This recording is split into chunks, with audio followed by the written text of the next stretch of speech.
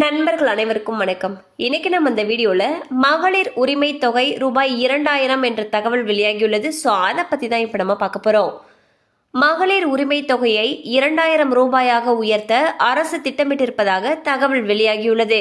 இதற்கான சாத்தியக்கூறுகளை ஆராய நிதித்துறைக்கு அரசு உத்தரவிட்டுள்ளதாகவும் கூறப்படுகிறது. 2026 தேர்தலில் அதிமுக வென்றால் 2000 ரூபாய் உரிமை தொகை வழங்கப்படும் என்று இபிஎஸ் தெரிவித்த நிலையில் ஆளும் அரசும் இந்த நடவடிக்கையை எடுத்துள்ளது. நிதித்துறை சாதகமான அறிக்கை தந்தால் வரும் ஜனவரி முதல் உரிமை தொகை 2000 ரூபாயாக உயர்த்தப்பட வாய்ப்புள்ளது. ஸோ பார்த்தீங்கன்னா மகளிர் உரிமை தொகை இப்போ தற்பொழுது 1000 ரூபாய் கொடுத்துட்டு வந்துட்டு இருக்காங்க. இந்த தொகை 2000 ரூபாயாக உயர்த்தப்படுவதற்கான நடவடிக்கைகள் எடுக்கப்பட்டு வருவதாக தகவல்கள் தெரிவிக்கின்றன.